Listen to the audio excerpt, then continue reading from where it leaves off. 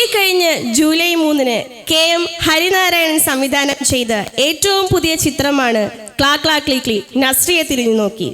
തിയേറ്ററുകളിൽ ചിരി തരംഗം സൃഷ്ടിച്ച ഈ ചിത്രം കണ്ടിറങ്ങുന്ന ഓരോ പ്രേക്ഷകരുടെ മനസ്സിലും ഒരൊറ്റ ചോദ്യം മാത്രം: ഇതാരപ്പ ഈ അഷ്ടമൂർത്തിയും കുര്യനും? അതെ, ഇന്ന് നമ്മുടെ ഓണവിശേഷ വേദിയിൽ നമ്മളോടൊപ്പം ഉള്ളത് അഷ്ടമൂർത്തിയും കുര്യനും തന്നെ. ഈ ചിത്രത്തിൽ അഷ്ടമൂർത്തി എന്ന ക്യാരക്ടർ ചെയ്തത് ഡോക്ടർ VR ഉണ്ണികൃഷ്ണനും കുര്യൻ എന്ന് പറയുന്ന ക്യാരക്ടർ ചെയ്ത സുരേന്ദ്രൻ കല്യാണിനും സ്വാഗതം. ആദ്യം തന്നെ രണ്ടുപേർക്കും ഹൃദയം നിറഞ്ഞ ഓണാശംസകൾ. തിരുവേനി, നിങ്ങളൊക്കെ ലൈഫ് ഈ തണുത്ത കാറ്റും നാടൻ മാറ്റും ആ അച്ചാറങ്ങോട്ട് തൊട്ട് നോക്കി, എന്തോ അതിൻ്റെ ഒരു വൈബ്.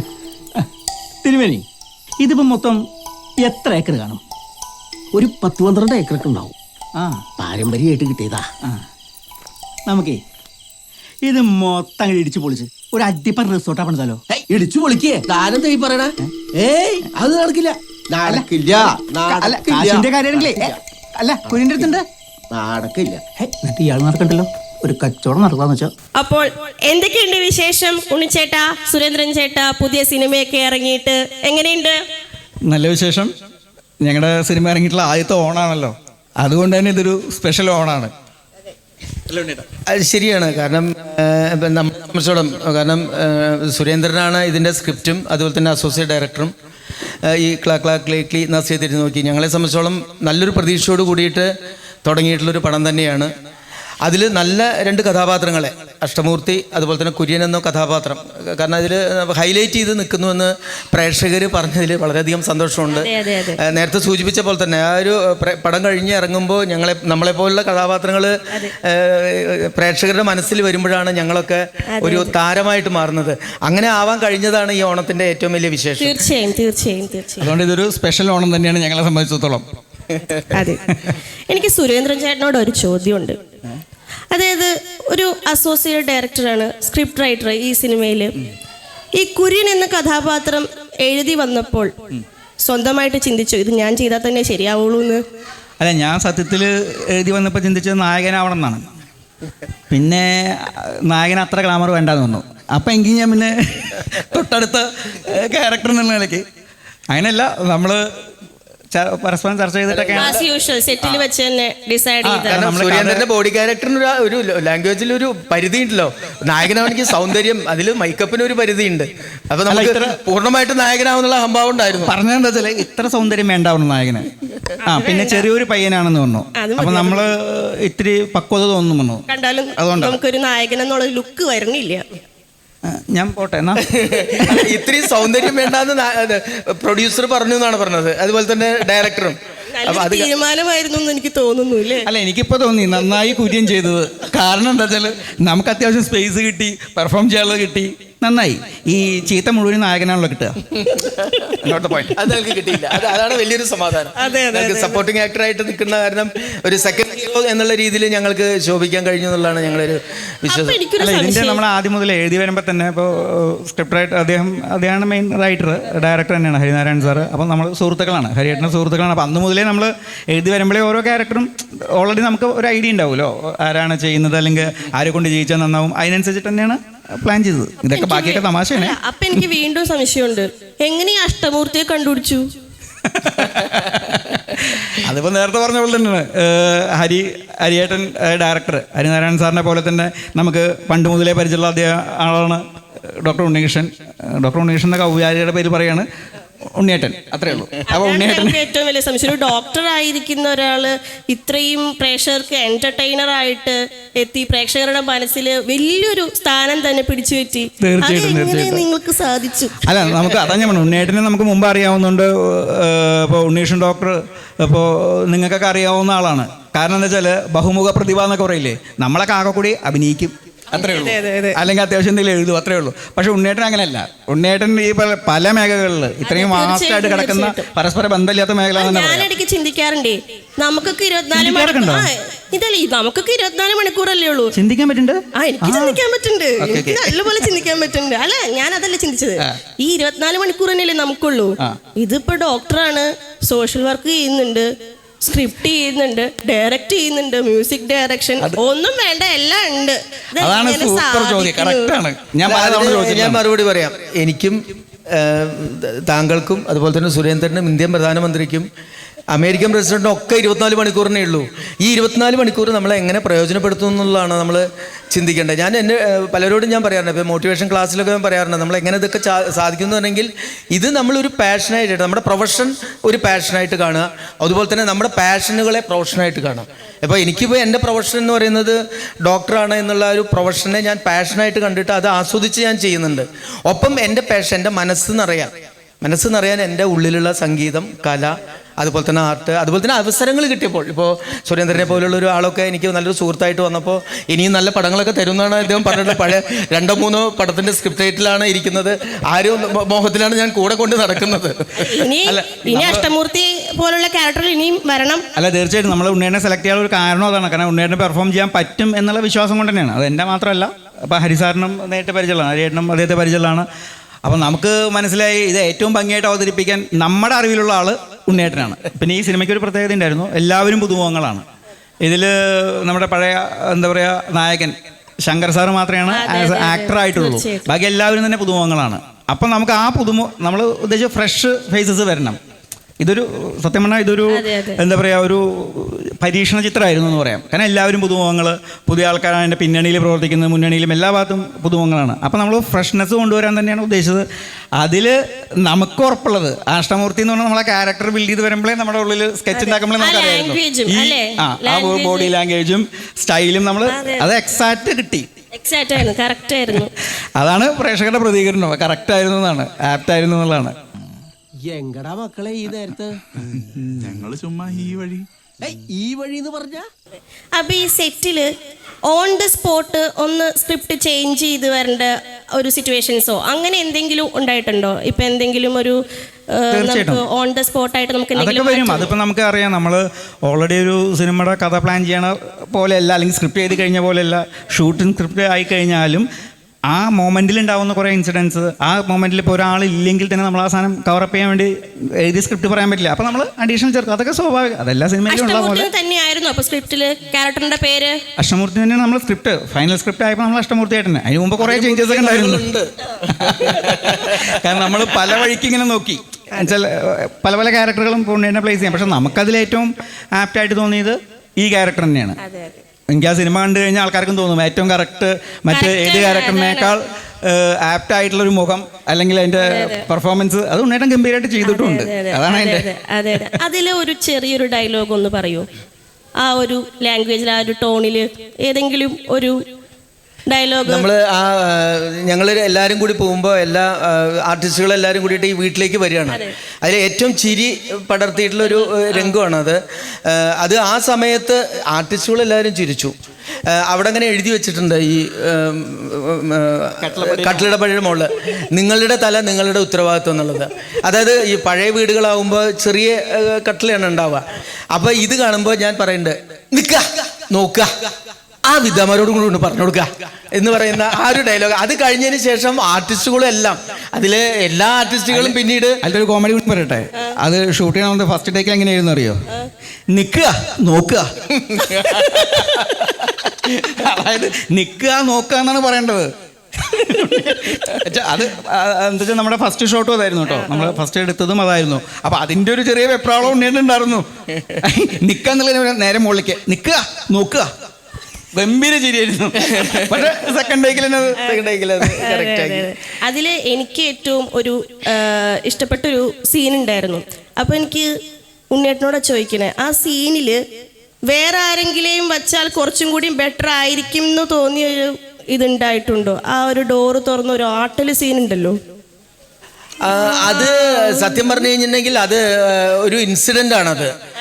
അതായത് അങ്ങനൊരു സീന്, അത് ഒരുപക്ഷെ എൻ്റെ വൈഫ് ഇതിൽ കാണുന്നുണ്ടാവും, ഡോക്ടർ ജയ. എനിക്ക് രാവിലെ ഒരു ദിവസം അസോസിയേറ്റ് ഡയറക്ടർ സുരേന്ദ്രൻ എനിക്ക് വിളിച്ചു, ജയ ഡോക്ടർ ഇങ്ങനെ ഉണ്ണിയേട്ടനെ ആട്ടുന്ന ഒരു സീനുണ്ട്, അതിലെ വില്ലൻ്റെ ഭാര്യയാണ്, ചെയ്യോ എന്നുള്ളത് ഇങ്ങനെ ചോദിച്ചു. അപ്പോൾ ഓ ചെയ്യും, അതൊന്നും കുഴപ്പമുള്ളതൊന്നുമല്ല. പക്ഷേ ചില സാങ്കേതിക കാരണങ്ങളാൽ ആ ഒരു ക്യാരക്ടർ എൻ്റെ വൈഫിന് ചെയ്യാൻ സാധിച്ചില്ല. ഞാൻ സത്യം പറഞ്ഞാൽ ജയ ഡോക്ടർക്ക് ഒരു അവസരം കൊടുത്തതാ. നല്ല ആ ഭർത്താവിന് ധൈര്യമായി തരും. correct ആയിരുന്നു. പക്ഷെ ഭാഗ്യമില്ല അവർക്ക്. എന്ത് ചെയ്യാം? സാരില്ല ഇനിയും അവസരങ്ങൾ ഉണ്ടാവട്ടെ. ജീവിതത്തിൽ നിന്ന് സിനിമയിലേക്ക്.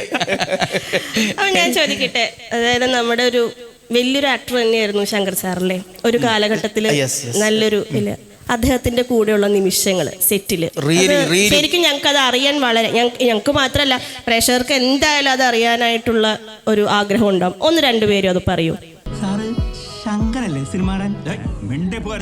ഒരുപാട് പഠിക്കാനുണ്ട് അദ്ദേഹത്തിൽ നിന്ന്. കാരണം ഇത്രയും സീനിയർ ആർട്ടിസ്റ്റാണ് അദ്ദേഹം. അതായത് ഞങ്ങളുടെ ഒരു ലൊക്കേഷൻ അതുപോലെ തന്നെ അവിടുത്തെ എല്ലാം തന്നെ നമ്മൾ ഇവിടുത്തെ സാധാരണത്തെ ഈ സാമ്പാർ, ഇഡ്ഡലി, അതുപോലെ തന്നെ ദോശ, ഉപ്പുമാവ്, കപ്പ പുഴുങ്ങിയത് ഇതൊക്കെ ഞങ്ങളുടെ കൂടെ ഞങ്ങളിൽ ഒരാളായിട്ട്, കാരണം അദ്ദേഹം തമിഴും തെലുങ്കും കന്നഡ പോലുള്ള ഒരുപാട് പടങ്ങളിൽ വെച്ച് സീനിയർ ആർട്ടിസ്റ്റാണ്. ഒരു വലിയ ഇടവേളയ്ക്ക് ശേഷം അദ്ദേഹം തിരിച്ചു വരികയാണ്. ഞങ്ങളുടെ കൂടെ വന്നപ്പോൾ ഞങ്ങളിൽ ഒരാളായിട്ട് അദ്ദേഹം മാത്രമല്ല, അദ്ദേഹത്തിൻ്റെ ചില അനുഭവങ്ങളൊക്കെ നമ്മളെടുത്ത് പങ്കുവെക്കുകയുണ്ടായി. ആ എളിമ, കാരണം നമ്മൾ ഒരു ചെറിയ 1-2 പടത്തിൽ വരുമ്പോഴേക്കും പലർക്കും ഉണ്ടാവുന്നതാണ്, പ്രേക്ഷകർ ശരിക്കും ശ്രദ്ധിച്ചിട്ട് വളരെ അഹംഭാവമൊക്കെ വന്ന് ഞാനെന്തോ വലിയ സ്റ്റാറായി എന്നുള്ളത്. ഇദ്ദേഹത്തിന് അങ്ങനെ ഒന്നുമില്ല. വളരെ എന്താ പറയുക, എന്നോട് പറഞ്ഞു ഞാൻ സുരേന്ദ്രനെ അങ്ങോട്ട് എടുക്കുകയാണെന്ന്. കാരണം ഇദ്ദേഹത്തിന് ഇഷ്ടപ്പെട്ടിട്ട്, അതായത് അദ്ദേഹത്തിൻ്റെ അടുത്ത സിനിമകൾക്കും സ്ക്രിപ്റ്റ് റൈറ്റിനും ഒക്കെ ആയിട്ട് ഞാൻ സുരേന്ദ്രനെ ഡോക്ടറെ ഞാനത് കൊണ്ടുപോകുകയാണെന്ന് പറഞ്ഞു. അപ്പൊ അതൊക്കെ എനിക്ക് വലിയൊരു സന്തോഷം ഉണ്ടായി. അദ്ദേഹത്തിന്റെ ആ ഒരു നമുക്കതൊരു ഭയങ്കര ക്രെഡിറ്റ് ആയി. കാരണം വെച്ചാൽ അദ്ദേഹം നമ്മളെക്കാളൊക്കെ നമ്മളൊക്കെ ജനിച്ച കാലത്ത് അഭിനയം തുടങ്ങിയ മനുഷ്യനാണ്. അദ്ദേഹത്തിന് ഒപ്പം നിൽക്കുക എന്നുള്ള പിന്നെ ഈ നേരത്തെ പറഞ്ഞ പോലെ നമുക്ക് ഇവരെ പേടി ഹാൻഡിൽ ചെയ്യാൻ, കാരണം വെച്ചാൽ ഏത് ടൈപ്പായിരിക്കും എന്താണെന്നറിയില്ലല്ലോ. പക്ഷെ എന്താ പറയുക, നമ്മളെക്കാൾ നമുക്കൊക്കെ പിന്നെയും ചാടിയിട്ട് തോന്നും. കാരണം അതിനേക്കാൾ സിമ്പിളായിട്ടാണ്, വളരെ സിമ്പിളായിട്ട്. അദ്ദേഹം ഇത്ര വലിയൊരു ആക്ടറാണ്, ഒരു റെക്കോർഡിന് ഉടമയാണ്. ഒരു പുതുമുഖം 2 ഭാഷകളിൽ 200 ദിവസത്തിന് മുകളിൽ ഓടിയിട്ടുള്ള ചിത്രത്തിൽ നായകൻ എന്നുള്ള റെക്കോർഡ് ഇപ്പോഴും അദ്ദേഹത്തിൻ്റെ പേരില്ല.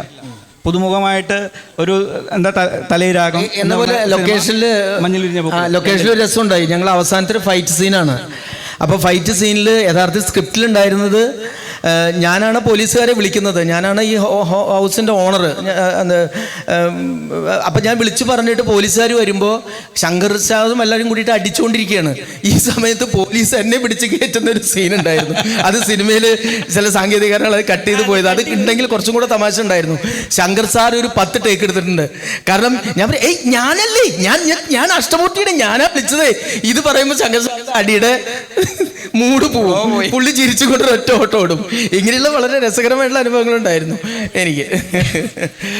നമുക്കതാണ് ശങ്കർ സാറിൻ്റെ ഒപ്പം അഭിനയിക്കാൻ പറ്റി എന്നുള്ളൊരു മഹാഭാഗ്യം കേട്ടോ, വലിയൊരു കാര്യം. പിന്നെ അവരുടെ ഈ എക്സ്പീരിയൻസ്, അവർ പറയുന്ന കഥകൾ, കാരണം ഒരു കാലഘട്ടം മാറി. അതായത് പണ്ട് റോളിൽ ഫിലിം എടുത്തിരുന്നൊരു കാലത്തു നിന്ന് മാറി ഇന്ന് ഇത്രയും ആധുനിക സാങ്കേതിക വിദ്യ ഉപയോഗിച്ചിട്ട് സിനിമ ചെയ്യുമ്പോഴും ഇദ്ദേഹം ഇപ്പോഴും നിൽക്കുന്നു. നമുക്ക് അദ്ദേഹത്തോടൊപ്പം സ്ക്രീൻ സ്പേസ് ഷെയർ ചെയ്യാൻ പറ്റി എന്നുള്ളതാണ് ഏറ്റവും വലിയ സാറിൻ്റെതായിട്ടുള്ള കോൺട്രിബ്യൂഷൻസ് എന്തെങ്കിലും. ഇപ്പോൾ പുതുമുഖ ആയിട്ടുള്ള ആർട്ടിസ്റ്റുകളാണല്ലോ നമ്മുടെ സെറ്റിൽ കൂടുതലുണ്ട്. അപ്പോൾ സാറിൻ്റെ വക എന്തെങ്കിലും കോൺട്രിബ്യൂഷൻ, ടിപ്സുകളോ അങ്ങനെ എന്തെങ്കിലും ഒക്കെ സെറ്റിൽ ഉണ്ടായിട്ടുണ്ടോ? അങ്ങനെ അല്ല, അദ്ദേഹം അങ്ങനെ ഒരിക്കലും ഇപ്പോൾ മറ്റൊരാൾ അഭിനയിക്കുമ്പോൾ അതിൽ കയറി ഇടപെടാറില്ല. പിന്നെ ഇപ്പോൾ അത് ചിലപ്പോൾ പേഴ്സണൽ ഒരു അടുപ്പം വെച്ചിട്ട് കൂടെ അപ്പോൾ എന്നോട് പറയാറുണ്ട്, സ്പീഡ് ഒന്ന് കുറച്ചോ, കാരണം എനിക്ക് സംസാരിക്കുമ്പോൾ സ്പീഡ് കൂടും. അങ്ങനെ മറ്റാരോടെങ്കിലും പറഞ്ഞിട്ടുണ്ടോ എന്ന് എനിക്ക് എന്നോട് പേഴ്സണലി പറഞ്ഞു, സ്പീഡൊന്ന് കുറച്ചാൽ നല്ലതാണ്. ഓക്കെ, കുഴപ്പമില്ല.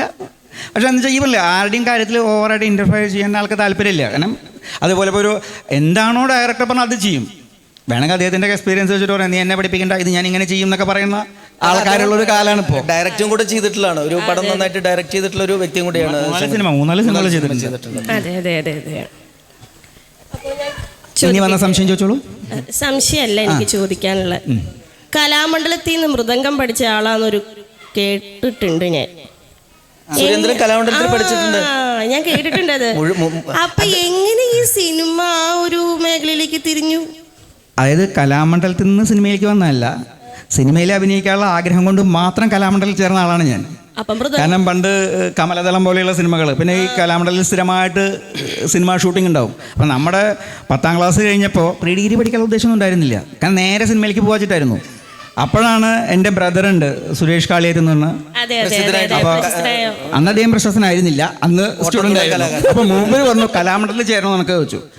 കിട്ടിയ ചാൻസാണ്, നമുക്ക് കലാമണ്ഡലത്തിൽ ചേരാം. അല്ലാണ്ട് എന്താ ഈ മൃദംഗം എന്ന് പറഞ്ഞ സാധനം ഞാൻ ജീവിതത്തിൽ ആദ്യമായിട്ട് അടുത്ത് വെച്ച് കാണണമെന്ന് ഇൻ്റർവ്യൂവിന് പോയപ്പോഴാണ് ഇങ്ങനൊരു സംഭവം എൻ്റെ മനസ്സിൽ വെച്ചാൽ അവിടെ ഷൂട്ടിങ്ങിന് വരും, അപ്പം നമുക്ക് സിനിമയിൽ കയറാം. സത്യത്തിൽ അതായിരുന്നു ഉദ്ദേശം. 2 ദിവസം കൊണ്ട് എനിക്കൊരു കാര്യം മനസ്സിലായി, താളബോധം എന്ന് പറഞ്ഞ സാധനം മസ്റ്റാണ്. അത് ദൈവം സഹായിച്ച് എനിക്ക് കിട്ടിയിട്ടില്ല. അപ്പോൾ പിന്നെ നമ്മൾ വെറുതെ സമയം കളയണ്ടല്ലോ. അപ്പോൾ അവരൊക്കെ ഈ രാവിലെ നേരത്തെ 4 മണിക്ക് നീച്ചിട്ട് ഈ തത്തിത്തോം എന്ന് പറയുമ്പോൾ ഞാൻ ഇവിടെ കുട്ടി ഉണ്ടാവില്ല. അപ്പോൾ എനിക്ക് മനസ്സിലായി എനിക്ക് പറ്റിയ പണി അതല്ല. ഞാൻ നേരെ പ്രീഡി കംപ്ലീറ്റ് ആക്കിയില്ല. ഞാനൊരു 4 മാസം കഴിഞ്ഞപ്പോൾ മനസ്സിലായി എനിക്ക് പറ്റിയ പണി അതല്ല. അത് എല്ലാവരും തിരിച്ചറിഞ്ഞാൽ എല്ലാവർക്കും നല്ലത്. അത്യാവശ്യം വിദ്യാഭ്യാസം വേണം. അത്യാവശ്യം വിദ്യാഭ്യാസം വേണം അല്ലേ? അതായിരുന്നു എൻ്റെ എക്സ്പീരിയൻസ്. അതെ അല്ലേ? Okay okay okay. ഈ അഷ്ടമൂർത്തി എന്ന് പറയുന്ന ക്യാരക്ടർ ഇപ്പോൾ നമ്മുടെ മനസ്സുകളിലൊക്കെ ഇപ്പോഴും നമുക്ക് ഇങ്ങനെ ഞാനിപ്പോൾ ഇവിടെ ഇരിക്കുമ്പോഴും ആ സിനിമ ഇങ്ങനെ നമ്മുടെ മനസ്സിൽ വരുന്നുണ്ട്. 2 പേരുടെ മുഖങ്ങൾ വരുന്നുണ്ട്. അപ്പോൾ ഒരു ആസ് എ ഡോക്ടർ അല്ലെങ്കിൽ ഒരു സോഷ്യൽ വർക്കർ അല്ലെങ്കിൽ പറയുന്ന പോലെ ഡോക്യുമെൻ്ററി റൈറ്റർ എന്നുള്ള രീതിയിൽ നിന്ന് മാറ്റി നിർത്തിയിട്ട് ഈ ഒരു ക്യാരക്ടറിനെ എങ്ങനെ താങ്കൾ വിലയിരുത്തുന്നു? സത്യം പറഞ്ഞാൽ എനിക്ക് പൂർണ്ണ സ്വാതന്ത്ര്യത്തോട് കൂടിയിട്ടാണ് എനിക്ക് ഈ ക്യാരക്ടർ തന്നിട്ടുള്ളത്, സ്ക്രിപ്റ്റ് റൈറ്ററും ഡയറക്ടറും ആയിട്ടുള്ള ഹരിനാരായണൻ. കാരണം ഞാൻ ഈ പറയുന്ന നമ്മളൊരു ഡോക്ടറാണെങ്കിൽ നമ്മൾ ഈ സമൂഹത്തിനെ ഒബ്സർവ് ചെയ്യുന്നത്. ഇപ്പോൾ ഞാൻ കുറേ സ്ക്രിപ്റ്റ് ഇതിനു മുമ്പേ കാലത്തിനൊപ്പം, സാന്ത്വനത്തിൻ്റെ തണൽമരം, അതുപോലെ തന്നെ കുറേ ഡോക്യുമെൻ്ററികൾ, അതുപോലെ തന്നെ മറ്റ് വേറൊരു സിനിമ, ഇതെല്ലാം നമ്മൾ ചെയ്തുകൊണ്ടിരിക്കുമ്പോൾ നമ്മൾ ഈ സമൂഹത്തെ കാണുന്നുണ്ട്. അപ്പോൾ സമൂഹത്തിലെ ഓരോ ആൾക്കാർ, ഇപ്പോൾ എൻ്റെ വരുന്ന പേഷ്യൻസിൻ്റെ വരെ വീട്ടിൽ നമ്മൾ പോകുമ്പോൾ അവിടെ കാണുന്ന കാര്യങ്ങൾ, അതിലെ ഓരോ വ്യക്തികളും നമ്മളോട് പെരുമാറുന്നത്, ഇതെല്ലാം ഞാൻ ഒബ്സർവ് ചെയ്യാറുണ്ട്. ആ ഒരു ഒബ്സർവേഷനിൽ നിന്ന് ഞാൻ ഇങ്ങനൊരു കഥാപാത്രത്തെ എനിക്ക് പൂർണ്ണ സ്വാതന്ത്ര്യം ഞാൻ തന്നു എന്ന് പറഞ്ഞല്ലോ, എനിക്ക് സൃഷ്ടിക്കാൻ കഴിഞ്ഞു എന്നുള്ളത് തന്നെയാണ്. ഒബ്സർവേഷൻ തന്നെയാണ് അതിൻ്റെ കാര്യം. ഇങ്ങനൊരു ക്യാരക്ടറിനെ നമ്മൾ ക്രിയേറ്റ് ചെയ്യുക. ഒരുപക്ഷെ അങ്ങനൊരു തിരുമേനി ഉണ്ടാവുമോ ഇനി ഉണ്ടാവുമോ എന്ന് എനിക്കറിയില്ല. പക്ഷേ ഇങ്ങനെ ഒറ്റപ്പെട്ടൊരു ജീവിതം നയിക്കുന്ന ഒരു തിരുമേനിയായിട്ട് നമുക്ക് മാറാൻ കഴിഞ്ഞു. അത് കഥാപാത്രം വിജയിച്ചതിൽ സന്തോഷമുണ്ട്. അത് തന്നെയാണ് അച്ഛനും അമ്മയുടെയും അതുപോലെ തന്നെ ദൈവത്തിൻ്റെയൊക്കെ ഒരു ഞങ്ങൾക്കും അതെ. അതിൻ്റെ 100% ക്രെഡിറ്റ് അദ്ദേഹത്തിന് മാത്രം അവകാശപ്പെട്ടതാണ്. കാരണം ഡയറക്ടർക്ക് ചെയ്യാവുന്ന ഞാൻ പറഞ്ഞാൽ എനിക്ക് തോന്നുന്നില്ല ഡയറക്ടറോ അല്ലെങ്കിൽ നമ്മൾ ആരും തന്നെ ഇങ്ങനെ ചെയ്യൂ എന്ന് കൊണ്ട് ചെയ്തിട്ടില്ല. കാരണം അദ്ദേഹം എങ്ങനെയാണോ തുടങ്ങിയത് അതേപോലെ തന്നെ ആ ക്യാരക്ടർ ത്രൂ ഔട്ട് ആദ്യം മുതൽ അവസാനം വരെ നമുക്ക് ശ്രദ്ധിച്ചറിയാം. സ്റ്റാർട്ടിങ്ങിൽ ഇദ്ദേഹത്തെ കാണിക്കുന്ന മുതൽ ലാസ്റ്റ് ക്ലൈമാക്സിൽ കല്യാണത്തിൻ്റെ സമയത്ത് കൊട്ടുമ്പ വരെ ആ ഒരു ബോഡി ലാംഗ്വേജും ആ സാധനം കീപ്പ് ചെയ്ത് പോയിട്ടുണ്ട്. ഒരു ആക്ടർ ചെയ്യേണ്ടതും ഒരു ക്യാരക്ടറിനെ ത്രൂ ഔട്ട് ക്യാരി ചെയ്യുക എന്നുള്ളതാണ്. അത് കൃത്യമായി ചെയ്തിട്ടുണ്ട്. അത് അദ്ദേഹത്തിന് മാത്രം അവകാശപ്പെട്ടതാണ്. സ്ക്രീനിൽ വന്നപ്പോൾ ഇങ്ങനെ ഒരുപാട് ടേക്ക് എടുക്കേണ്ടി വന്നിട്ടുണ്ടോ ഈ സെറ്റിൽ? അങ്ങനെ അത് തുടക്കത്തിൽ കുറച്ച്, അതായത് എനിക്ക് കുറച്ച് സ്പീഡ് കൂടുതലായിരുന്നു. പിന്നെ തല ആട്ടിൽ കൈ, അപ്പോൾ എന്നോട് ക്യാമറമാനും അതുപോലെ തന്നെ സുരേന്ദ്രനും എന്നോട് പറഞ്ഞു അതൊന്നും അതിൻ്റെ പക്ഷേ 1-2 സീൻ മാത്രമേ ഉള്ളൂ. അതിനുശേഷം പിന്നെ അവർക്ക് എനിക്കത് പൂർണ്ണ സ്വാതന്ത്ര്യം തന്നിരിക്കുകയാണ്. എങ്ങനെ വേണമെച്ചാൽ ക്യാരക്ടർ കൊഴിപ്പിച്ചോളൂ, ഇതൊന്നും ഒഴിവാക്കണം. അതാണ് എനിക്ക് ഏറ്റവും വലിയ സന്തോഷം തോന്നുന്നത്. നമ്മൾ ഈ ക്ലോസപ്പ് ഒക്കെ എടുക്കുമ്പോൾ ഇത്രേ ഉണ്ടാവുള്ളൂ, ആകെ ഇത്ര സ്പേസ് ഉണ്ടാവുള്ളൂ. അപ്പോൾ അവിടെ വെച്ചിട്ട് ഇങ്ങനെ ആക്കുമ്പോൾ ഇതിങ്ങനെ ഷെയ്ക്ക് ചെയ്യും. അതേപോലെ കൈയും ഓവറായിട്ട് അല്ല, അത് എന്താ പറയുക, അങ്ങനെ വെൽ എക്സ്പീരിയൻസ്ഡ് ആൾക്കാരൊന്നല്ല, എല്ലാവരും പുതുമുഖങ്ങളാണ്. അപ്പോൾ അതിൻ്റേതായിട്ടുള്ള പ്രശ്നം. പക്ഷെ അതുകൊണ്ടൊന്നും എന്നെ സംബന്ധിച്ചുള്ളൊരു വലിയ സിനിമയുടെ ഭാഗമാവാൻ കഴിഞ്ഞപ്പോൾ ഞാൻ കമലതളത്തിൽ പണ്ട് എൻ്റെ ഒരു ചെറിയ കുട്ടിക്കാലത്ത് എനിക്കൊരു മുഖം കാണിക്കാൻ പറ്റില്ല അന്നത്തെ എൻ്റെ ഫിലിമിൽ. ഇതിന് ശേഷം ഇപ്പോൾ ഈ പടം ഇറങ്ങി ഈ 2026 സംബന്ധിച്ചോളം എന്നെ സംബന്ധിച്ചോളം വലിയ സന്തോഷം. കല്യാണം 2K എന്ന് ഫോർ കിഡ്സ് എന്ന് പറയുന്ന അനുപമ മേനോൻ സംവിധാനം ചെയ്തൊരു സിനിമയുടെ കഴിഞ്ഞ 2 വർഷം മുമ്പ് ഷൂട്ട് ചെയ്തതാണ്. അതും കഴിഞ്ഞ ആഴ്ച റിലീസ് ചെയ്തു. അതും എന്നെ സംബന്ധിച്ചുള്ള ഒരു വലിയൊരു ഓണസമ്മാനമാണ്. കൺഗ്രാറ്റ്സ്. അതെ, കൺഗ്രാറ്റ്സ്. 2 പേരും ഒരു കലാ കുടുംബത്തിൽ നിന്ന് വന്നവരാണ് അല്ലേ? അപ്പൊ അവരുടെ ഒരു സപ്പോർട്ട് എങ്ങനെയായിരുന്നു? കലാകുടുംബം, ഞാൻ എൻ്റെ കാര്യം ഞാൻ പറയാം. എൻ്റെ ഏട്ടനൊഴികെ ഒരു കലാകുടുംബമൊന്നും ഞങ്ങൾക്കില്ല. കാരണം ഏട്ടനാണ് കലാകാരൻ. ഏട്ടനിന് ശേഷമേ ഉള്ളൂ നമ്മൾ കലാകുടുംബം. അച്ഛനോ അല്ലെങ്കിൽ അങ്ങനെ തലമുറയായിട്ടൊന്നും നമ്മുടെ അറിവിൽ ആരും കലാകാരന്മാരില്ല. എല്ലാവരും അന്നത്തെ കാര്യത്തിന് വേണ്ടി ജോലി ചെയ്ത് ജീവിച്ചിരുന്ന ആൾക്കാരാണ്. ചേട്ടനാണ് ഇതൊരു പ്രൊഫഷനായിട്ട് എടുത്തുള്ള ഒരു പ്രൊഫഷണൽ കലാകാരൻ പറയാം. ഞാനിപ്പോഴും പ്രൊഫഷണലല്ല അല്ലെങ്കിൽ അങ്ങനത്തെ ഒരു കലാകാരനല്ല എന്ന് വിശ്വസിക്കുന്ന ആളാണ്. നമ്മളൊക്കെ അരികിൽ കൂടെ പോകുന്ന ഒരാളാണ്. നേരത്തെ ഡോക്ടർ പറഞ്ഞൊരു കാര്യം കറക്റ്റാണ്. ഈ പാഷൻ എന്ന് പറഞ്ഞ സാധനം ഉണ്ടല്ലോ, അതാണ് എൻ്റെ ഏട്ടനും ഞാൻ നമ്മളെ വ്യത്യാസം കണ്ടത്. അവൻ പുലർച്ചയ്ക്ക് 4 മണിക്ക് എണീച്ചിട്ട് ചെറിയ കുട്ടിയാകുമ്പോൾ എന്ത് സുഖമാണ് ഈ ജനുവരി മാസത്തിലെ കടന്നുറങ്ങാൻ. ഈ സമയത്ത് ഇവൻ എണീറ്റിട്ട് കൊട്ടിലിൽ വളക്കുളത്തി വെച്ചിട്ട് താത്തേ എന്ന് പറയുമ്പോൾ ഞാൻ ജീവൻ എന്താ പ്രാന്ത, എന്ത് സുഖം ഈ സമയത്ത് തന്നെ പുതച്ച് കടന്നുറങ്ങാൻ. പക്ഷേ അവൻ അന്നാ ചെയ്ത അത് അവൻ്റെ പാഷനാണ്. അവനോ അത് നന്നായിട്ട് പഠിക്കുമായിരുന്നു. അതിൻ്റെ ഒപ്പം തന്നെ അവൻ ഡാൻസ് പഠിക്കുന്ന സമയത്ത് ഭരതനാട്യമാണ് ഏട്ടൻ ആദ്യം പഠിക്കുന്നത്. ഞാൻ ഇവനെന്താ പ്രാന്തുണ്ട്, ഈ പുലർച്ചയ്ക്ക് എന്ത് സുഖമാണ് കടന്നുറങ്ങാൻ. അത് ആ ധനുമാസത്തിൽ ആ തണുപ്പിലൊക്കെ എന്ത് സുഖമാണ്. ഈ സമയത്ത് ഇവൻ പോയിട്ട് അവിടെ താത്തേ എന്ന് പറയുമ്പോൾ. പക്ഷേ ഇന്ന് ഞാൻ അറിയപ്പെടുന്നത് നാട്ടിലും എൻ്റെ ഏട്ടൻ്റെ അനിയെന്നുള്ള പേരിലാണ്. അത് ഭയങ്കര പ്രൗഡാണ് അദ്ദേഹത്തിൻ്റെ അനിയനായിട്ട് ജീവിക്കാൻ പറ്റിയത്. തീർച്ചയായിട്ടും. ആ പാഷൻ ഉള്ളവരെ രക്ഷപ്പെടും എന്നുള്ളതാണ്. ഞാനിപ്പോൾ അതിലേക്ക് ശ്രമിച്ചുകൊണ്ടിരിക്കുക. ആ പാഷൻ ഉണ്ടായിട്ട് രക്ഷപ്പെട്ടേ പറ്റൂ. തീർച്ചയായും അത് സംശയമില്ല. കാരണം താങ്കളുടേതായ സുരേന്ദ്രനും ഈ ഇതൊരു പാഷനായിട്ട് കൊണ്ടു കിടക്കുകയാണ്. റൈറ്റും അതാണ് ഒരുപാട് അവസരങ്ങളും ഇനി തേടി എത്തുന്നു, അതുപോലെ തന്നെ ഉണ്ട് എന്നുള്ളത് ഞങ്ങൾക്ക് അറിയാം. ഉണ്ണിയേട്ടനിലേക്ക് വന്നാലോ? എന്നെ സംബന്ധിച്ചോളം കലാകുടുംബം തന്നെയാണ്. അച്ഛനും അമ്മയും നന്നായിട്ട് പാടുമായിരുന്നു. അച്ഛൻ നല്ലൊരു ഗായകൻ എന്ന് പറയാം. സ്കൂൾ അധ്യാപകനായിരുന്നാലും നല്ല കച്ചേരിയൊക്കെ ചെയ്യുന്നു. അമ്മയും പാടിക്കും. അതിന് പുറമെ കലാമണ്ഡലം ശ്രീധരൻ അദ്ദേഹം അവിടുത്തെ പ്രൊഫസറായിരുന്നു. അദ്ദേഹത്തിൽ നിന്നും ആണ് എനിക്ക് സംഗീതം എന്നുള്ളത്. കാരണം അദ്ദേഹം അവിടെ മ്യൂസിക് കോളേജിൽ പഠിക്കുമ്പോൾ ഞാനിത് കേട്ട് പഠിക്കും. യഥാർത്ഥത്തിൽ എനിക്കൊരു ഗുരു ശിഷ്യൻ എന്ന് പറയാൻ പറ്റില്ല, ഏകലവ്യം എന്നൊക്കെ പറയാം. കേട്ട് പഠിക്കും ഞാൻ. അങ്ങനെ പഠിച്ചിട്ടുള്ള ഒരു കഴിവ് മാത്രമേ ഉള്ളൂ. ഞാൻ ഇപ്പോഴും പഠിതാവ് തന്നെയാണ്, ഇപ്പോഴും പഠിച്ചുകൊണ്ടിരിക്കുന്നു, വീണ്ടും പ്രാക്ടീസ് ചെയ്യുന്നു എന്ന് മാത്രം. അതുപോലെ തന്നെ ചെറിയ കുട്ടിക്കാലത്ത് ഡാൻസ് പഠിപ്പിച്ചിരുന്ന എൻ്റെ സിസ്റ്ററാണ് ആര്യ ചേച്ചി. അങ്ങനെ പിന്നെ ബാക്കി വേറൊരു ഏട്ടൻ മൃദംഗം അധ്യാപകനാണ്, മൃദംഗം ആർട്ടിസ്റ്റാണ്, കലാമണ്ഡലത്തിൽ നിന്ന് കഴിഞ്ഞു.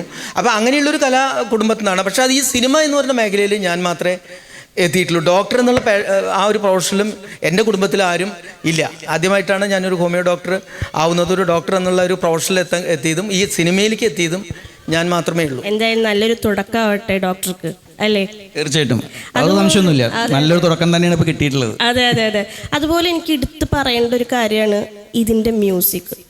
പ്രശാന്ത് മോഹൻ എല്ലാ സോങ്സും വളരെ നല്ലതാണ്. അതിൽ ഡോക്ടറിൻ്റെ ഒരു കോൺട്രിബ്യൂഷൻ ഉണ്ടെന്ന് ഞാൻ അറിഞ്ഞിട്ടുണ്ട്, അല്ലേ? അത് സംഭവിച്ചു പോയതാണ്. അതായത് ഞാൻ തലേ ദിവസം ഒരു സീൻ കഴിഞ്ഞിട്ട് പിറ്റേ ദിവസത്തേക്ക് ഒരു മ്യൂസിക് ഇട്ടപ്പോൾ ഞാൻ ഇടയ്ക്കേ കുട്ടി പാടുന്ന ഒരു സീനാണ് അത് വരുന്നത്. അപ്പോൾ അത് മ്യൂസിക് ഇട്ട് ചെയ്യാമെന്ന് പറഞ്ഞ സമയത്താണ് ഇവർ മറ്റേ എഡിറ്റിംഗ് സമയത്താണ് പറഞ്ഞത് അത് ഉണ്ണിയേട്ടൻ്റെ സൗണ്ടിൽ തന്നെ ഒരു മ്യൂസിക് വേണമെന്ന് പറഞ്ഞപ്പോൾ ഞാൻ പെട്ടെന്ന് ഞാനൊരു റെക്കോർഡിംഗ് സ്റ്റുഡിയോയിലായിരുന്നു, രവിവർമ്മയുടെ റെക്കോർഡിംഗ് സ്റ്റുഡിയോയിൽ ഇരിക്കുന്ന സമയത്ത് പെട്ടെന്ന് ഈ കണ്ടത്ത് രാധാകൃഷ്ണൻ അത് എഴുതി പെട്ടെന്ന് എനിക്ക് അയച്ചു തന്നു. ഞങ്ങളൊരു അരമണിക്കൂർ കൊണ്ടാണ് ആ ഒരു അഷ്ടപതി നമുക്ക് ചെല്ലാൻ. അത് എനിക്കൊരു മ്യൂസിക് എന്നുള്ള എനിക്കത് കറക്റ്റ് അത്രയ്ക്ക് അങ്ങോട്ട്, കാരണം അപ്പം പെട്ടെന്ന് അങ്ങോട്ട് പാടിപ്പോയി. ശ്രീകൃഷ്ണ ഭഗവാനെ വണങ്ങിടുന്നു ഞാൻ, ദ്വാരകാപുരിയിൽ അധിപനാം നീ. ശ്രീകൃഷ്ണ ഭഗവാനെ വണങ്ങിടുന്നു ഞാൻ, ദ്വാരകാപുരിയിൽ അധിപനാം നീ. ഇത്രയൊക്കെ അറിയുള്ളൂ കാര്യമായിട്ട്. ഒന്നും കൂടി അത് കേൾക്കാം തിയേറ്ററിൽ ആ വോയിസിൽ കേൾക്കുമ്പോൾ വളരെ ഒരു നമ്മൾ ആ സീൻ കൊണ്ട് വേറൊരു കാര്യം കൂടി ഉദ്ദേശിച്ചിട്ടുണ്ടായിരുന്നു. കാരണം നമ്മൾ അതിന് തൊട്ടു മുമ്പത്തെ സീനിൽ ഇദ്ദേഹത്തെ കാണിക്കുന്നത് അത്ര ഒരു മാന്യനായിട്ടുള്ള വ്യക്തി ആയിട്ടല്ല. ആ സിനിമ കണ്ടവർ അത് പറയണ്ട. അത് നമ്മൾ ആ ഒരു സീനിലൂടെ ആ ക്യാരക്ടറിനെയും കൂടി എക്സ്റ്റാബ്ലിഷ് ചെയ്യാനാണ് ഉദ്ദേശിച്ചിട്ടുള്ളത്. പക്ഷെ ആ ക്യാരക്ടർ നല്ല ഭംഗിയായിട്ട് അതെന്തോ ഒരു അല്ല, അത് ഡോക്ടറോട് വെക്കണം. സേവ അത് എന്തോ ഭംഗിയായിട്ട് ചെയ്തിട്ടുണ്ട്. അതെങ്ങനെയാണോ അത് ചെയ്തത്? ഒബ്സർവേഷൻ അതാണ് വേർഡ്, ഒബ്സർവേഷൻ. പക്ഷെ നല്ല എക്സ്പീരിയൻസ്ഡ് ആയിട്ട് തോന്നി. താങ്ക് യു ഡോക്ടറല്ലേ ഉദ്ദേശിച്ചത്? നിങ്ങൾ ഇത്രയും നല്ല സുഹൃത്തുക്കളാണല്ലോ. അപ്പോൾ ഈ സിനിമയുടെ സെറ്റിൽ വെച്ച് നിങ്ങളെപ്പോഴും ഇങ്ങനെ തന്നെയാണോ? സത്യം പറഞ്ഞാൽ ഇങ്ങനെ തന്നെയാണ്. നമ്മുടെ സംസാരത്തിലെ അതായത് ഞാൻ 2020 കാലത്തിനൊപ്പം എന്ന് പറഞ്ഞ ഒരു ഷോർട്ട് ഫിലിം, നല്ല അവാർഡുകളൊക്കെ കിട്ടിയിട്ടുള്ള നല്ലൊരു ആ ഷോർട്ട് ഫിലിമിൻ്റെ സമയത്ത് എൻ്റെ അസോസിയേറ്റ് ഡയറക്ടറായിട്ടും സ്ക്രിപ്റ്റ്, കാരണം അന്ന് കൊറോണ സമയത്താണ് ഞങ്ങൾ ഒന്നിച്ചിരുന്ന്. കാരണം എൻ്റെ അടുത്ത് വരണമെങ്കിൽ ഇദ്ദേഹത്തിന് പോലീസ് സ്റ്റേഷന് കൂടെ വരാൻ പറ്റില്ല, നടന്നും സൈക്കിളിലൊക്കെ വന്ന് വേറെ വഴി കൂടെ അതുപോലെ സൗഹൃദം. ആ സുഹൃബന്ധം എന്നുണ്ട്. അതാണ് ഓണത്തിൻ്റെയും ഒരു എന്താ പറയേണ്ടത്, മനുഷ്യരെല്ലാവരും ഒന്നുപോലെ സ്നേഹം പരസ്പരം കൈമാറുന്നതാണ് ഓണത്തിൻ്റെ ഒരു സന്ദേശമെന്ന് തന്നെയാണ് എൻ്റെ ഒരു വിശ്വാസം. ആ ഓണം തന്നെയാണ് ഞങ്ങൾക്കിന്ന് ഇവിടെ എത്താൻ സാധിച്ചതും ഞങ്ങൾ രണ്ടുപേരും ഒന്നിച്ച് ഇവിടെ ഇരുത്തി ഈ ഒരു ഓണാഘോഷത്തിൻ്റെ ഈ ഒരു ചാനലിൻ്റെ ഓണാഘോഷത്തിന് ഞങ്ങളെ പങ്കെടുപ്പിച്ചതിൽ ഒരുപാട് ഞങ്ങൾക്ക് സന്തോഷമുണ്ട്. ഇതിലത്തെ എല്ലാ ഡയറക്ടേഴ്സിനും നമുക്ക് നന്ദി പറയാം, അല്ലേ? പിന്നെ തീർച്ചയായിട്ടും. കാരണം ഇങ്ങനൊരു എന്താ പറയുക, ഇപ്പം എൻ്റെ ജീവിതത്തിൽ ഞാൻ പറയാം, എനിക്ക് ആദ്യമായിട്ടാണ് ഒരു ചാനലിൽ ഒരു ഇൻ്റർവ്യൂവിൽ ഇങ്ങനെയൊക്കെ ഇരിക്കുന്നത്. നമ്മൾ സാധാരണ അതിനപ്പുറത്താണ് നമ്മൾ ഇരിക്കാറുള്ളത്. ക്യാമറ അപ്പുറത്തിരുന്ന് കാണലേ ഉള്ളൂ. കണ്ടിട്ടുള്ള ഒരു ആഘോഷം, അതിന് ഇപ്പുറത്ത് ഇരിക്കാൻ പറ്റിയത് തന്നെ എന്താ പറയുക, മഹാഭാഗ്യമാണ്. ഇനിയും ഒരുപാട് വേദികൾ ഇതുപോലെ കിട്ടട്ടെ. അതിനുള്ള സ്റ്റാർട്ടിങ് തന്ന എന്താ പറയുക ചാനലിൻ്റെ എല്ലാ പ്രവർത്തകർക്കും എല്ലാവർക്കും ഉണ്ട്. ഓരോരുത്തരും അവിടെ നിന്ന് കൈ കാണിക്കേണ്ട, എല്ലാവരും പേരെടുത്ത് പറയുന്നില്ല. എല്ലാവരും back side ൽ നിന്ന് കൈ ക്യാമറമാൻ കാണിക്കുന്നുണ്ട് അതുപോലെ തന്നെ എല്ലാവരും. പ്രൊഡ്യൂസർ എല്ലാവർക്കും നന്ദി പറയാം. അതെ അതെ, വളരെ സന്തോഷമുണ്ട് ഞങ്ങളുടെ കൂടെ ഇത്രയും സമയം ഈ ഞങ്ങളുടെ ആ ക്ലാ ക്ലാ ക്ലീക്ലി നസ്രിയെ തിരിഞ്ഞു നോക്കി എന്ന സിനിമയെ ഒപ്പം കുറിച്ചിട്ട് കുര്യനും അഷ്ടമൂർത്തിയും ഒന്ന് ഈ ആ, ചാനൽ കുര്യൻ. തിരിഞ്ഞു നോക്കുകയായിരുന്നു അതെ, അല്ലേ? ഒന്നും കൂടി. പ്രേക്ഷകരുടെ മുന്നിൽ ഞങ്ങൾ അതെ, അതെ. തിരിഞ്ഞു നോക്കി. സിനിമ കണ്ടിറങ്ങുമ്പോൾ നമ്മൾ വിചാരിക്കും നസ്രിയ എന്ന് പറയുന്ന ആളുടെ ഒരു തിരിഞ്ഞു നോട്ടം, പക്ഷെ അത് മാത്രമല്ല ഉള്ളത്, കുര്യനെയും അഷ്ടമൂർത്തിയെയും ഈ സിനിമയിൽ തിരിഞ്ഞു നോക്കിയിട്ടുണ്ടെന്നുള്ളതാണ് അതിന്റെ ഏറ്റവും വലിയ സത്യം. വളരെയധികം സന്തോഷം. Thank you. നമുക്ക് അത്രേ പറയാനുള്ളൂ. മലയാള സിനിമാ വേദി ഞങ്ങളെ തിരിഞ്ഞു നോക്കിയിരുന്നെങ്കിൽ തിരിഞ്ഞു നോക്കട്ടെ എന്നുള്ളതാണ്. ഇനി തിരിഞ്ഞു നോക്കും, ഇനി തിരിഞ്ഞു നോക്കും. തീർച്ചയായിട്ടും നാവ് പൊന്നാവട്ടെ. അപ്പോൾ ഒരിക്കൽ കൂടി രണ്ടുപേർക്കും നന്ദി. ഈ നല്ലൊരു ഓണാഘോഷ വേദിയിൽ നിങ്ങളുടെ നല്ല നർമ്മങ്ങളും അതുപോലെ തന്നെ നല്ല നല്ല കുറച്ച് സെറ്റുകളിലെ നല്ല നല്ല വിശേഷങ്ങളും ഞങ്ങളുമായിട്ട് പങ്കുവെച്ചതിന് വളരെയധികം നന്ദി. അവസാനമായിട്ട് നമ്മളെ കുറച്ചും കൂടി തമാശക്ക് എഴുതി കൊണ്ടുവന്നതായിരുന്നു. ചോദിക്കൊന്നും ചോദിച്ചില്ലല്ലോ. അത് ഞാൻ എഴുതി വെച്ച് കൊണ്ടുവന്നിട്ടുണ്ടായിരുന്നു, പക്ഷെ പറയാനുള്ള ചാൻസ് തന്നില്ല. സാറില്ല, നർമ്മ സംഭാഷണം ഇനിയും ആവാം. അതെ, ഇനിയോ ഇനിയും ആവാം. അതിനു മുമ്പ് എനിക്ക് ചെറിയൊരു ഈ ഒരു സിനിമ എന്തായാലും റിലീസ് ചെയ്തല്ലോ, അപ്പം അത് നമുക്കൊരു ഓണ സന്ദേശം പ്രേക്ഷകർക്ക്, ഇത്രയും സിനിമ ഈ ഒരു സിനിമ നല്ല രീതിയിൽ പ്രേക്ഷകർ ഏറ്റെടുത്തിട്ടുണ്ട് അല്ലേ, അപ്പോൾ നല്ലൊരു ഓണസദ്യ ഒരു സന്ദേശം നമ്മൾ ആ സിനിമയിലൂടെ തന്നെ പറയുന്നത് പല സ്ഥലങ്ങളിലുള്ള പല പ്രായത്തിലുള്ള കേരളത്തിൻ്റെ തന്നെ തെക്ക് മുതൽ വടക്ക് വരെയുള്ള ഓരോ ജില്ലകളിൽ നിന്ന് തന്നെ പറയാം. അങ്ങനെ തന്നെയാണ് നമ്മൾ ചെയ്തിട്ടുള്ളത്. കാരണം പരസ്പര പരിചയമില്ലാത്ത കുറേ ആളുകൾ ഒന്നിച്ചു ചേരുകയും ഒരേ സ്ഥലത്ത് ചേരുകയും അവർ പരസ്പരം മനസ്സിലാക്കുകയും ചെയ്യുക എന്നുള്ളതാണ് ഈ ഓണത്തിൻ്റെ ഒരു സന്ദേശവും. ഞാൻ മനസ്സിലാക്കിയോടത്തോളം അതാണ്. വ്യത്യസ്തമായ ചിന്താഗതികളുമുള്ള ആളുകൾ വ്യത്യസ്ത മതത്തിൽ നിന്നും കൊണ്ടുവന്ന ഒരു കുട്ടിയെ, ആ കുട്ടീനെ നമ്മളെല്ലാവരും കൂടിയിട്ട് അവസാനം കല്യാണം നടത്തി കൊടുത്തതാണ്. കാരണം അവർ 3 ദിവസത്തെ പരിചയമുള്ളൂ. അപ്പോൾ ആ അത്രയും പെട്ടെന്ന് തന്നെ നമ്മൾ ഒരു കുട്ടികളുടെ കാര്യത്തിൽ അല്ലെങ്കിൽ ആ ഒരു വ്യക്തികളുടെ കാര്യത്തിൽ അത്രയധികം വറീഡാവും. അതുപോലെ തന്നെ അതിൽ അത്രയും ഇൻവോൾവ് ചെയ്തുകൊണ്ട് അതാണ് അതിൻ്റെ സന്ദേശം. മതമൈത്രി, അതുപോലെ തന്നെ വിവിധ പ്രദേശങ്ങളിൽ എല്ലാവരും പെട്ടെന്ന് ഒരു സൗഹൃദത്തിൽ ഏർപ്പെടുകയും അവർക്കുണ്ടാവുന്ന ഒരു പ്രശ്നങ്ങൾ പെട്ടെന്ന് പരിഹരിക്കുകയും ചെയ്യും. ഇത് തന്നെയായിരിക്കണം ഓണസന്ദേശം. നിങ്ങളുടെ പ്രശ്നം എൻ്റെ പ്രശ്നമായി കാണുക എന്നുള്ളതാണല്ലോ ഏറ്റവും വലിയ സൗഹൃദം എന്ന് പറയുന്നത്. ആ ഒരു സാധനം തന്നെയാണ് നമ്മളിവിടെ കീപ്പ് ചെയ്തിട്ടുള്ളത്. അതേപോലെ തന്നെ പ്രണയം സത്യമാണെങ്കിൽ നമ്മൾ പറയില്ലേ, നമ്മുടെ ആഗ്രഹം സത്യമാണെങ്കിൽ കൊടുക്കാൻ പറ്റില്ല. പ്രകൃതി നമ്മുടെ ഒപ്പം നിൽക്കുമെന്ന് പറഞ്ഞ ഒരു തിയറി തന്നെയാണ് നമ്മൾ ഈ സിനിമയിലൂടെ മുന്നോട്ട് വയ്ക്കുന്നത്. ഞാൻ മനസ്സിലാക്കിയിടത്തോളം ഓണത്തിൻ്റെ ഒരു സന്ദേശം അത് തന്നെയാണ്. നമ്മുടെ ആഗ്രഹങ്ങൾ സത്യമാണെങ്കിൽ പ്രകൃതി ഒപ്പം നിൽക്കും, സമത്വസുന്ദരമായിട്ടുള്ളൊരു ലോകം ഉണ്ടാവും എന്നുള്ള സത്യം തന്നെയാണ്. അപ്പോൾ എല്ലാവർക്കും ഒരു ഓണാശംസകൾ. അതെ, ഹൃദയം നിറഞ്ഞ ഓണാശംസകൾ. പറകൊട്ടും തുടികൊട്ടും ശിങ്കാരി മേളം